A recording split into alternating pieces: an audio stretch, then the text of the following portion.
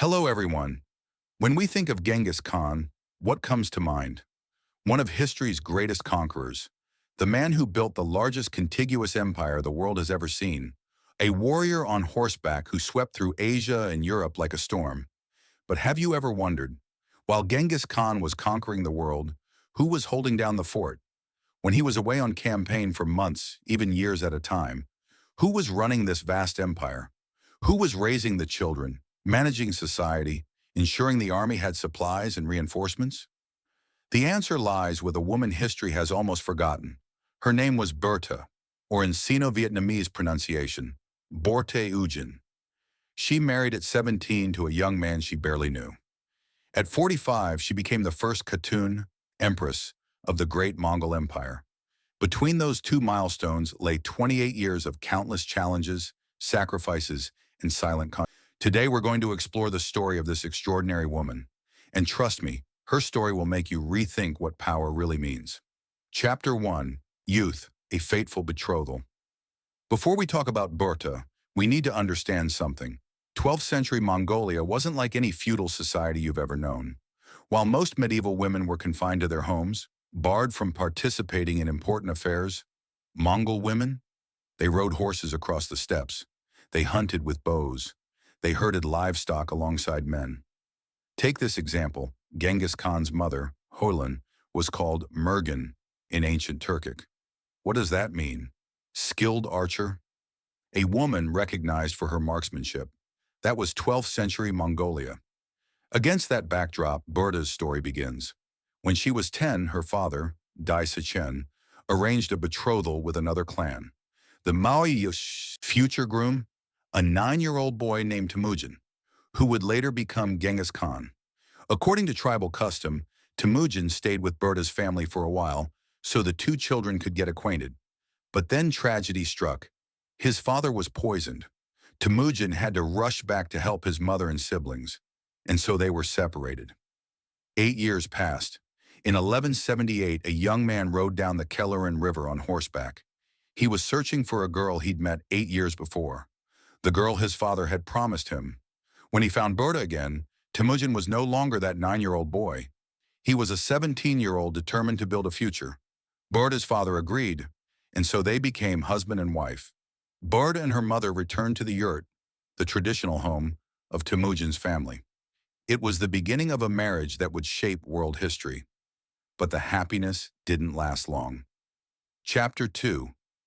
The First Trial, 8 Months of Terror. Less than a year after the wedding, tragedy struck. One night, the Merkit tribe suddenly attacked Temüjin's camp. Why? Revenge. Years earlier, Temüjin's father had kidnapped his mother, Hoylan, from a Merkit man. Now they wanted to retaliate in kind. In the chaos of that night, Temüjin and his mother managed to escape. But Borte, she wasn't so lucky. She was taken. 8 months. Borte was held captive by the enemy for 8 months. Historical records say Temüjin was tormented as if his chest were being torn apart. He was determined to rescue his wife at any cost, but he was just a young man with few followers. How could he defeat an entire tribe? This was the moment that would shape the future Genghis Khan's ambitions. He realized, to protect the people he loved, he needed power. He needed an army. He needed to unite the tribes. He sought out his sworn brother, Jamuka, and his adoptive father, Togrul Khan. Together they gathered forces, made plans, and launched an attack on the Merkit camp. Finally, Börte was rescued. But those 8 months changed everything. Not just for Börte, but for Temüjin as well. He understood that on these steps, only the strong survived. You know what's interesting? Many historians believe that without this kidnapping, Genghis Khan might never have developed his world-conquering ambitions. Sometimes early pain is exactly what forges extraordinary people. And Börte? She wasn't just a victim in this story. She was the motivation. She was the reason a young man became determined to grow so powerful that he changed history itself. As for Börte's appearance, the historical records don't say much, but some sources describe her as extremely beautiful, often wearing white silk dresses, adorned with gold coins in her hair, riding a white horse across the steppes. But you know what? Far more important than her beauty were her intelligence and vision. And that's exactly what we're going to talk about next. Chapter 3. The Home Front, Backbone of an Empire Time Past. Temüjin gradually united the Mongol tribes. Then he began his great campaigns of conquest, from Central Asia to Eastern Europe, from China to Persia. But there's a question few people ask. When Mongol men were away at war for months, even years, what did the women do? The answer might surprise you. Börte and other Mongol women didn't just sit around waiting. They became the backbone of the empire's entire home front. Let me tell you about the specific responsibilities Börte had to handle. First, she managed the reporting system. From military commanders sending information from the battlefield to farmers reporting on harvests. Everything had to go through Börte to be processed and decided upon. Second, she coordinated migrations. You know about the nomadic Mongols, right? They didn't live in one place. They moved with the seasons, to high, cool areas in summer, to low, warm areas in winter. And who organized the movement of thousands of people and tens of thousands of livestock?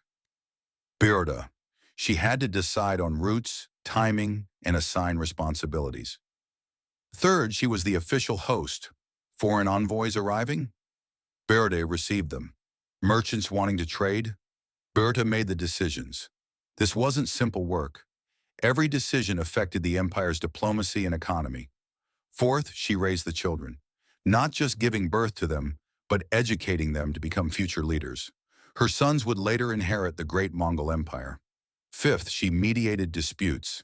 In a nomadic society with many clans, conflict was inevitable. Börte had to step in and resolve issues to maintain harmony. And thousands of other everyday tasks, preparing food and clothing for the army, organizing religious ceremonies, arranging entertainment for the community.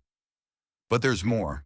When moving camp, Börte and other women had to do manual labor themselves, organizing wagons, managing livestock.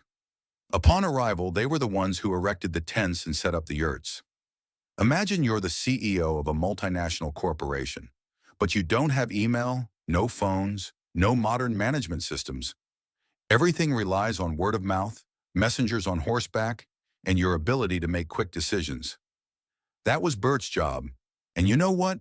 She did it on horseback, in the middle of the vast steppes, in harsh climate conditions. There's a Central Asian studies scholar named Anne Broadbridge who said, the role of women like Börte was vital to this nomadic empire. Vital. Not important, not necessary, but vital. Because think about it. An empire cannot survive if the home front collapses. An army cannot fight without supplies. Children cannot inherit if they aren't properly educated. Börte and women like her were the roots. They were the foundation. They were the reason Genghis Khan's great military campaigns could succeed.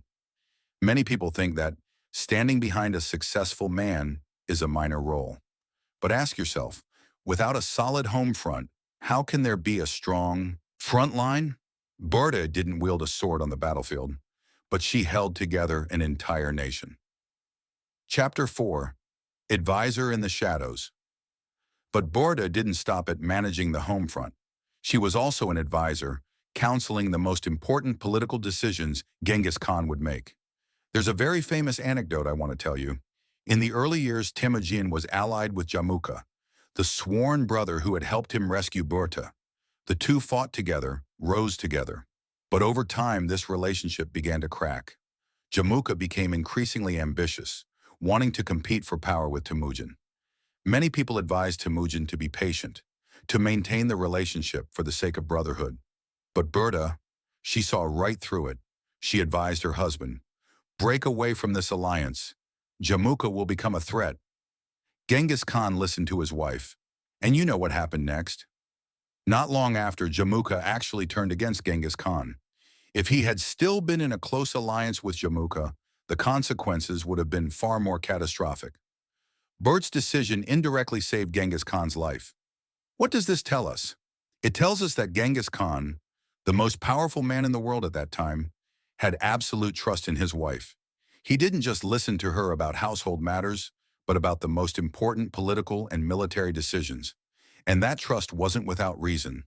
Börte had proven her capability over decades. She understood people. She understood politics. She had vision. Additionally, Börte's role as a mother was incredibly important. She gave birth to and raised exceptional sons, who would become the pillars inheriting the Mongol Empire. Educating children under those circumstances was no simple task. She had to teach them both martial and civil skills, both leadership and diplomacy, and she succeeded. Chapter 5, Age 45, The Pinnacle of Glory, the year 1206, a year marking a historical milestone.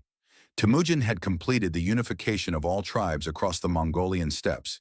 He convened a great assembly, a kurultai, where all the chieftains gathered, and there he was elevated to Great Khan, the supreme leader. He took the title Genghis Khan, meaning Emperor of the Ocean. The Mongol Empire was officially born, and Börte, as the chief wife, the first wife, became the Khatun, the first empress of the empire. At this time, she was 45 years old, 28 years. From a 17-year-old girl entering marriage with a young man who had virtually nothing, to empress of the greatest empire in the world. But do you see? Borte didn't become empress because of her beauty, not because of noble birth. Her father was just the chieftain of a small tribe. She became empress because of what she had done, because of 28 years of dedication and devotion, because of silent but vital contributions to the empire.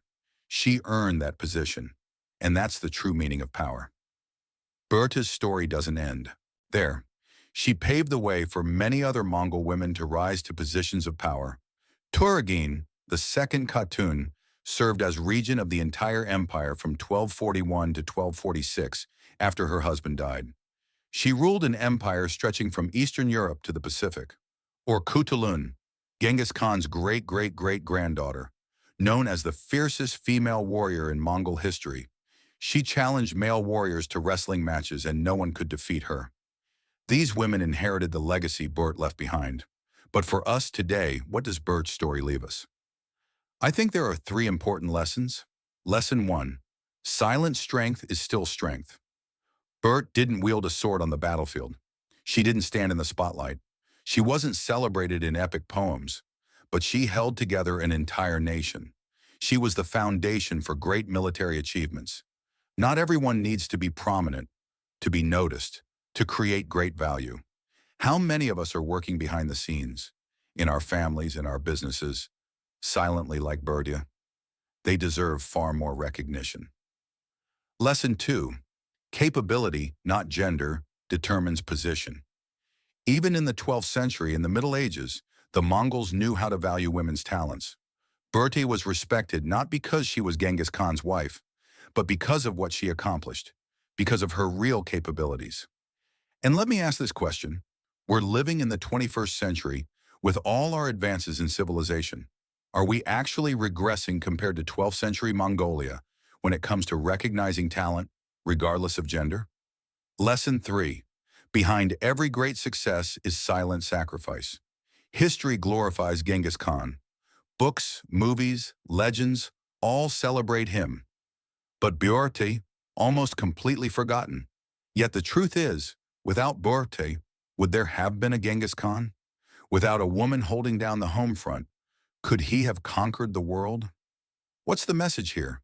Remember to acknowledge the people behind your success.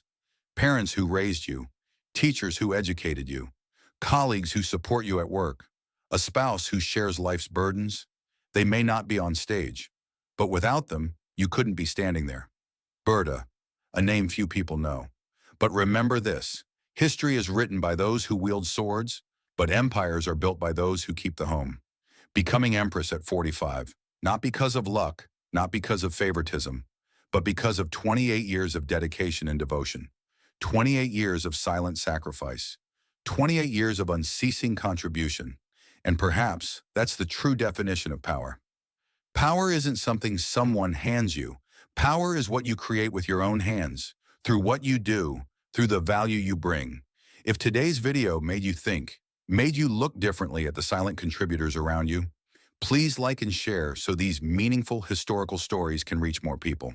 And remember, sometimes the greatest people aren't the ones who get the most. Praise, thank you for watching. See you in the next video.